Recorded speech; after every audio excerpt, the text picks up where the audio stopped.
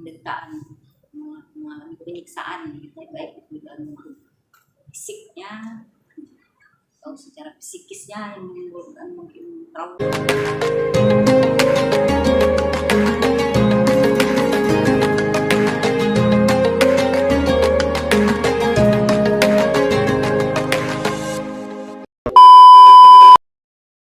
Assalamualaikum warahmatullahi wabarakatuh. Marhaban ya Ramadan. Halo Sobat Prilly, kembali lagi di Prilly Podcast Ramadan Islamic Family Law Season 2. Alhamdulillah kembali lagi bersama saya Devi Riana selaku host Prilly pada episode hari ini.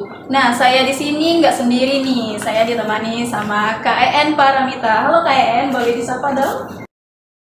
Halo sahabat Riri, apa kabar nih? Masih semangat dong puasanya? Nah, pada hari ini kita telah kedatangan tamu sekaligus narasumber spesial ibu-ibu cantik dari Fakultas Syariah dan Hukum UIN Raden Patah Palembang. Nah, di sini ada Ibu Dr. Romiatul Siti Romiatul SHM dan juga ada Ibu Dr. Qadariyah Berkat MHI.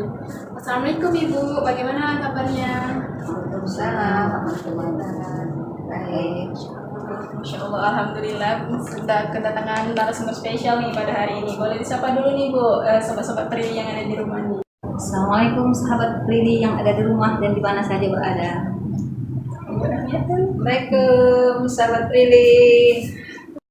Alhamdulillah pada hari ini kita akan ngobrol santai nih bersama narasumber kita, yaitu membahas mengenai kasih sayang versus kekerasan, di mana seperti yang kita tahu Indonesia ini sudah darurat kekerasan ya Bu ya. Nah, jadi kita akan mengupas fenomena kekerasan terhadap anak di zaman 5.0 yang akan dibahas langsung oleh narasumber kita pada hari ini. Nah, kita mulai dari Bu Romianto dulu nih. Mungkin teman-teman Prilly di rumah masih bingung apa itu kekerasan terhadap anak. Boleh Ibu dijelaskan sedikit? Baik, terima kasih sahabat Prilly. Jadi kekerasan terhadap anak itu adalah suatu perbuatan yang menimbulkan atau mengakibatkan penderitaan, baik penderitaan secara fisik, secara psikis, kemudian secara seksual dan juga secara ekonomi bagi korbannya dan yang dilakukan secara Ibu, kalau menurut pandangan Islam ya untuk Qadariyah, gimana sih Bu itu kekerasan itu?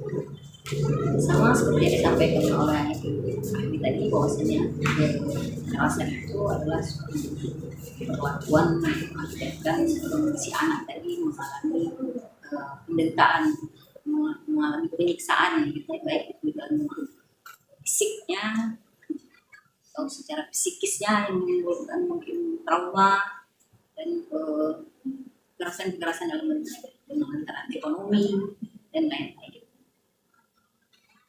Ada lagi, apa saja sih bentuk dari kekerasan itu kalau menurut dari orang itu? bentuk-bentuk kekerasan terhadap anak ya, ini tentunya bertolak dari pengertian tadi dan juga kalau merujuk pada undang-undang penghapusan kekerasan enggak ya, itu lingkupnya bisa meliputi kekerasan psikis, kekerasan fisik, kekerasan seksual, dan juga kekerasan ekonomi, dan ditambah satu lagi penelantaran. Jadi kalau di dalam sebuah keluarga anaknya ditinggalkan begitu saja, itu juga sudah termasuk salah satu bentuk kekerasan, itu adalah penelantaran terhadap anak. Gitu. Jadi cukup luas ruang bentuk-bentuknya. Nah, kalau tadi bentuk-bentuk dari kekerasan, ini ada lagi Bu, faktor apa saja yang menyebabkan timbulnya kekerasan terhadap anak itu? Oke. Tentunya faktor yang paling dominan ya faktor ekonomi ya, karena sebab kondisi ekonomi sebuah keluarga maupun ekonomi yang dialami oleh pelaku maupun korban itu sering didorong oleh kondisi-kondisi kesulitan ekonomi. Contohnya saja seperti misalnya sebuah keluarga ya, yang tidak mempunyai ruangan yang cukup untuk putra-putrinya ya, otomatis dia tidurnya bercampur, kemudian ruangannya terbuka ya. Sedangkan godaan itu kan kapanpun bisa muncul. Nah, tentunya kondisi seperti itu, keterbatasan seperti itu juga bisa salah satunya memicu terjadinya kekerasan seksual, terjadinya pelecehan ya. Walaupun kadang-kadang dalam lingkup keluarga, pelakunya juga orang-orang terdekatnya. Bisa saja terjadi sama kakak. Ya, itu peluang itu selalu ada. Dan kasus-kasus di lapangan juga itu banyak. Selain mungkin faktor-faktor yang lain ya, juga ada yang tentunya salah satu yang perlu diperhatikan oleh para pegiat ya, para pemerhati anak. Itu justru faktor penyebabnya itu karena pengalaman traumatis, pengalaman si pelaku itu menjadi korban kekerasan seksual yang akhirnya di kemudian hari dia sendiri yang awalnya jadi korban jadi pelaku. Jadi seperti kasus robot gedek yang terjadi pada tahun 1990 itu setelah ditelusuri juga beliau ternyata pernah menjadi korban sodomi. Ya. Kemudian akhirnya di kemudian hari setelah dewasa dia akhirnya ada penyimpangan seksual. Jadi menurut benak dia itu melakukan hubungan seksual itu yang benar ya seperti itu ketika dia menjadi korban. Akhirnya setelah dia dewasa dia juga melakukan sodomi dan tidak hanya sodomi, dibunuh juga. Ketika dia membunuh anak yang sudah disodomi itu dengan tindakan yang sadis itu baru merasakan kepuasan seksual. Nah, akhirnya iya jadi penyimpangan seksual awalnya karena si pelaku ini dulunya menjadi korban. Oleh karena itu juga kasus-kasus lain ya itu setelah diteliti ternyata ada riwayat si pelaku ini dulunya menjadi korban waktu dia masih anak-anak.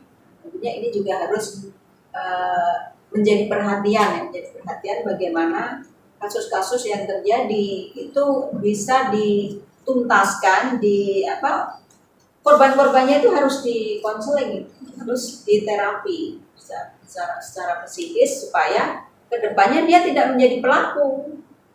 Karena itu akan menjadi berantai tidak ada habisnya gitu ketika pelayanan konselingnya itu tidak tuntas, tidak diberikan dan tidak tuntas. Itu kan menjadi potensi di kemudian hari. Pertanyaan Ibu mengenai kasus kekerasan seksual Ibu. Pada tahun 2021 itu ada kasus kekerasan seksual terhadap santri nih Bu di pondok pesantren di salah satu wilayah Sumsel juga ya Bu ya, di mana pelakunya sendiri itu merupakan guru atau pengurusnya dari pondok pesantren itu. Nah itu gimana nih Bu pandangan dari Ibu Qadariyah? Kan di pondok pesantren itu tempat para santri itu menimba ilmu agama, mendalami ilmu agama. Nah dengan adanya kasus ini mungkin membuat orang tua tuh jadi khawatir untuk memasukkan anaknya ke pondok pesantren. Itu gimana? Ya, sebenarnya kalau dihitung jumlah pesantren yang ada ya di Sumatera Selatan ini aja sudah sangat banyak ya, apalagi secara keseluruhan. Artinya dengan beberapa kasus seperti itu artinya tidak terlalu inilah dengan jumlah pesantren itu artinya mungkin 0,0% lah ya. Artinya itu kan kasuistik sifatnya, artinya tidak bisa kita general bahwasanya pendidikan pesantren itu tidak bagus, tidak baik. Karena sistem di pondok pesantren itu sebenarnya sudah sangat baik. Jadi ini orang yang memiliki penyimpangan itu ternyata berada di dalam pondok itu, artinya ya oknum. Artinya tidak bisa dikaitkan pondok pesantren dengan kejahatan seksual gitu atau kekerasan seksual. Karena ini adalah murni oknumnya. Nah, kebetulan yang kasus 2021 itu oknumnya ini adalah pimpinan pondok. Jadi mungkin dengan penyimpangan yang dilakukan itu dengan kekuasaan yang dia miliki atau dengan ya figur tokoh yang dia mudah mempengaruhi sehingga si korban itu tadi sampai hamil ya kalau nggak salah ya, sampai ya artinya kan dominasi kekuasaan dia sebagai seorang pemimpin pondok begitu ya, dia pergunakan. Padahal sebenarnya kan di pondok-pondok pesantren itu ada saja kiai yang menikahi santrinya begitu kan, artinya kan adalah beberapa contoh kasus pesantren yang seperti artinya dengan apa yang kita anggap tadi dia itu seorang tokoh agama, ya, kemudian dia melakukan hal-hal yang seperti itu kan murni bukan karena ajaran agamanya, murni bukan karena pondok pesantrennya, tapi karena memang nafsunya yang tidak bisa dia kendalikan. Nafsunya Ya, besar. iya, yang dia tidak bisa dia kendalikan. Jadi insya Allah, nah media sosial juga harusnya berimbang memberikan informasi. Jadi jangan beritanya itu seolah-olah yang ditekankan itu konfesnya gitu ya. Buat oknum ya. Iya. Nah ini Bu, kadang-kala kan perempuan atau anak-anak nih yang menjadi korban kekerasan itu yang mana yang disalahkan itu perempuannya, karena menurut mereka itu pakaian ini nih memancing hasrat laki-laki Bu. Jadi gimana Bu? Apakah memang salah perempuannya atau salah laki-lakinya? Nah, ya. Itu kalau kita mengatakan siapa yang salah itu tidak bisa juga kita memvonis begitu ya kalau perempuan yang salah atau yang salah. Tapi ada penelitian yang dilakukan oleh salah satu alumni UIN Jakarta dia itu melihat bagaimana hubungan antara berpakaian dengan kekerasan yang dialami. Ternyata yang paling banyak penelitiannya penelitian kuantitatif, artinya dia meneliti hampir 400 katanya responden. Nah, ternyata yang mengalami kekerasan dari 400 itu katanya hampir 70%, 69, sekian itu mengalami kekerasan. Hanya oleh perempuan yang jilbab tadi, jilbab ini kan yang sindiran terhadap orang yang pakai jilbab tapi bajunya masih ketat, ya, transparan, ya, Jilbab tapi telanjang. iya, jilbab dan telanjang. Nah itu katanya sebagian besar itu dialami oleh perempuan yang menggunakan busana yang seperti itu. Dan memang tidak bisa kita pungkiri bahwa perempuan ini kan memang makhluk yang seksi ya. Seksi itu artinya menarik perhatian.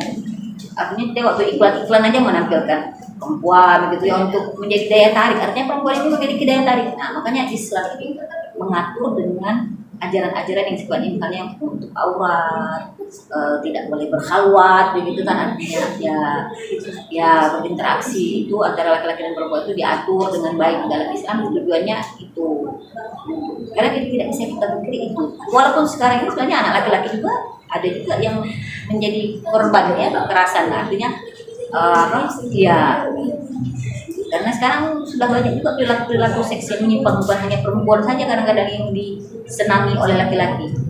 Laki-laki sesama lelaki juga bisa saja ya saling menyukai karena itu tadi. Itu laki-laki yang badannya sengaja dia jaga dengan ini ya, yang nge-gym, yang apa itu kan kadang-kadang kita khawatir juga tuh, belum tentu ya. Belum tentu laki-laki beneran. Iya. Justru iya. Iya, justru dia tuh seperti apa menjaga fisiknya itu seperti soal supaya fisik itu seksi gitu ya, dari perhatian artinya tuh. Nah itu kan ya itulah sekarang ini banyak hal-hal yang mungkin dulu tidak kita bayangkan akan terjadi. Sekarang banyak terjadi. Iya. Ya. Iya. Ada lagi nih Bu kasus viral mengenai yang fisik nih Bu tadi. Di bulan Ramadan ini lagi marak nih Bu, ada orang tua yang menyuruh anaknya untuk minta-minta itu Bu, sedangkan orang tuanya tuh duduk manis aja itu Bu. Nah, Itu di bulan puasa kayaknya masih nah, banyak lagi banyak banget ini. Ya, itu kan. Justru momennya ini betul-betul mengambil momen mereka Iya, ya. karena di luar Merasa, waktu iya. orang banyak Ya, yang sebenarnya sekarang. itu bisa dikategorikan orang tua itu sudah melakukan eksploitasi ekonomi, jadi kekerasan ekonomi sifatnya. Tapi kalau untuk apa ya ditindak secara hukum itu juga mungkin masih sulit karena pasti nanti akan dampaknya panjang juga kan. Nanti orang tua ketika orang tuanya diperiksa polisi itu kan jadi repot semua sebenarnya. Terus anaknya nanti siapa yang ngurusi ya. Jadi ketika penegakan hukumnya juga sulit ya. Lalu yang sifatnya eksploitasi seperti itu. Tapi ketika eksploitasi itu sudah memberikan apa ya sampai ke fisik itu mungkin baru. Misalnya ketika tidak mau ngemis dipukuli misalnya. Nah itu lebih mudah aparat itu untuk melakukan tindakan hukum. Nah itu gimana Bu jadinya? Apa anak tersebut harus dipisahkan dari orang tuanya atau nggak apa-apa dia tetap ikut orang tuanya, tapi dia terusan disuruh oleh orang tuanya untuk minta-minta, untuk nangis ya? Sepertinya mungkin lebih ke ini harus diberikan edukasi ke orang tuanya ya. Edukasi bahwa itu termasuk salah satu kekerasan terhadap anak dan itu tidak diperbolehkan kan. Kadang-kadang itu mungkin apa ya, siapa sih yang nggak kepingin anaknya sejahtera gitu kan, hidup layak seperti orang lain kan. Perasaan tuh sama ya mungkin sebagai orang tua, tapi apakah itu memang dilakukan karena terpaksa, kepepet, atau ada hal-hal lain yang misalnya ya tanda kutip ternyata orang tuanya malas, bisa saja itu terjadi seperti itu. Jadi karena tadi latar belakang ekonomi ya, akhirnya dia melakukan eksploitasi terhadap anaknya sendiri. Itu apakah karena ketidaktahuan atau bisa juga tahu tapi karena malas tadi. Nah, masalah kasus ini Bu, apakah orang tua seperti itu akan mendapatkan sanksi pidana? Dan kita sebagai masyarakat yang melihat kejadian itu harus bertindak seperti apa itu Bu? Apakah kita harus menolong anak itu untuk menjauhkan dari ibunya tadi? Ya, kalau secara normatif kan memang itu sudah termasuk kekerasan, jangankan ini ya, eksploitasi ekonomi, psikis saja kan itu sudah bisa kan, sudah bisa. Nah, sekarang kalau kaitannya dengan penegakan hukum ya tentunya harus dipikirkan itu bukti-bukti, dua alat bukti harus cukup. Kemudian juga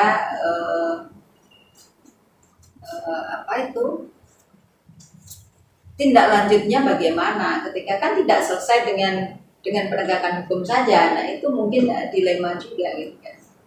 Bagaimana nanti dengan anak-anak yang lain ketika orang tuanya dilakukan penegakan hukum yang tegas, sifatnya represif.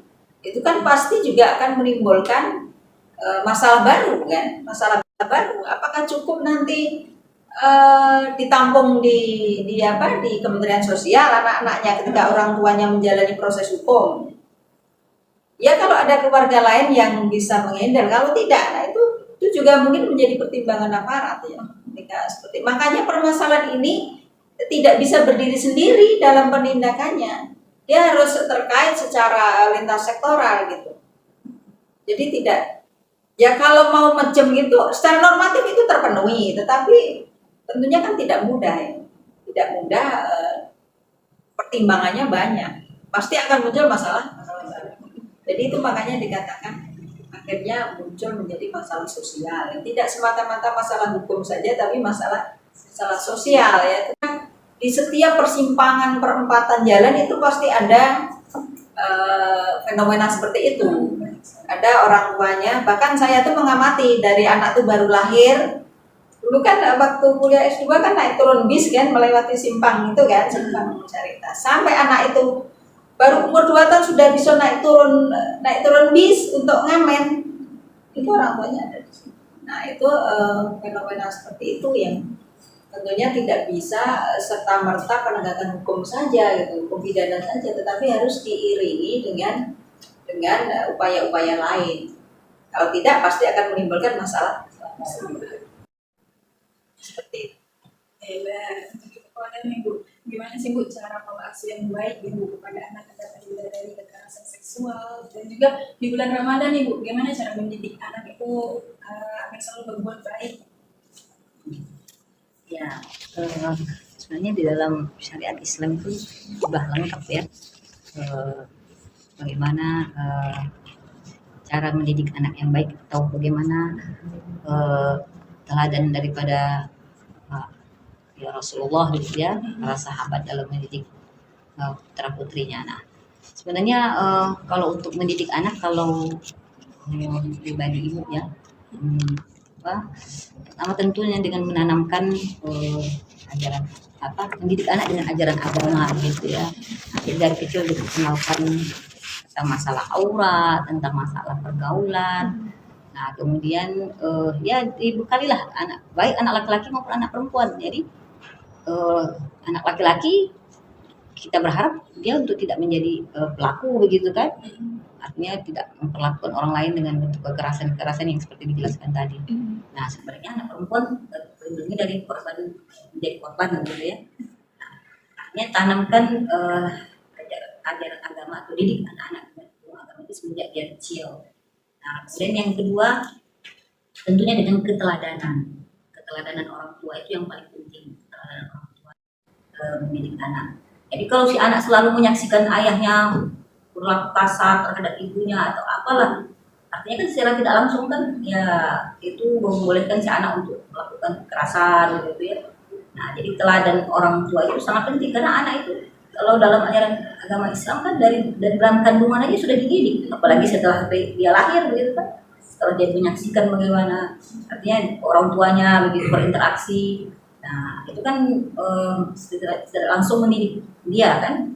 Nah kemudian setelah menciptakan lingkungan yang baik, artinya setelah anak tadi dididik kemudian diberikan teladan yang baik, ciptakan lingkungan yang baik. Artinya kalau si anak tadi berada di sekolah yang mungkin kurang baik ya bagaimana, atau berada di lingkungan yang kurang baik, kita ya pindahkanlah, kita hindarkan anak kita itu dari pergaulan yang tidak baik, lingkungan yang tidak sehat. Nah ini orang tua nih yang bertugas, karena anak itu bisa dibentuk kan, bukan Rasulullah anak itu dilahirkan dalam keadaan putih bersih, nah suci, orang tuanya yang membentuknya. Nah, jadi yang paling penting ya pola asuh orang tua dan lingkungan tadi, lingkungan yang artinya orang tua harus bisa memilih lingkungan yang baik untuk anak, apakah itu lingkungan sekolah atau lingkungan pergaulan sehari-hari gitu. Itu jadi untuk menghindarkan anak itu tadi dengan didikan ajaran agama, kemudian dengan keteladanan dan dengan menciptakan lingkungan pendidikan, lingkungan pergaulan yang baik ya untuk anak. Nah, kita generasi kalau yang sudah menjadi pelaku kekerasan kan mungkin sudah urusan dengan negara saat ini. Tapi yang cikal bakalnya ini jangan sampai ya muncul pelaku-pelaku ya. Oke, itulah mungkin bincang-bincang singkat nih bersama Ibu Qadaria dan Ibu Rahmiatun. Boleh nih Bu, di bulan Ramadan ini boleh dikasih pesan-pesan nih Bu buat sahabat Prilly di rumah. Oke, sahabat Prilly yang di rumah, mungkin di bulan Ramadan ini ya bisa menjadi momen untuk kita lebih meningkatkan quality time ya, masing-masing keluarga, menjaga putra-putrinya ya. Kemudian tentunya ini untuk mencegah supaya tidak terjadi kekerasan, menjadi korban kekerasan. Jadi orang tua memang harus meningkatkan kualitas kepedulian baik itu putra-putri kita sendiri maupun sekitar, lingkungan sekitar.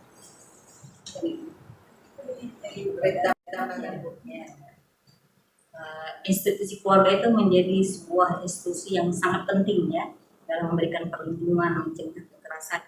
Karena di dalam kehidupan berkeluarga itulah dihadirkan prinsip muasyarah bil ma'ruf. Nya dalam pergaulan keluarga itu adalah pergaulan yang baik, gitu ya, baik antara ayah dan ibu, orang tua dengan anak, antara anak sama anak, itu muasyarah bil ma'ruf untuk mewujudkan rumah tangga yang sakinah mawaddah warahmah. Ya. Itu saja sahabat Prilly. Masya Allah. Nah itu tadi bincang-bincang mengenai kasih sayang dan kekerasan yang sudah disampaikan oleh Ibu Siti Rahmiatun dan Ibu Qadaria Berkah. Semoga bisa bermanfaat buat sahabat-sahabat Prilly yang ada di rumah. Terima kasih kepada sahabat Prilly sudah mengklik video ini. Terima kasih juga kepada Ibu Rahmiatun, Ibu Qadaria Berkah sudah meluangkan waktunya untuk datang pada hari ini. Saya En Paranita selaku host dan rekan saya Devi Riana, kita pamit undur diri. Terima kasih kepada sahabat Prilly yang udah nonton video pada hari ini. Jangan lupa like, comment, and subscribe, dan juga klik loncengnya untuk mendapatkan notifikasi lebih lanjut mengenai episode Prilly selanjutnya. Kami akhiri, see you next time. Thank you for watching. Bye bye. Wassalamualaikum warahmatullahi wabarakatuh.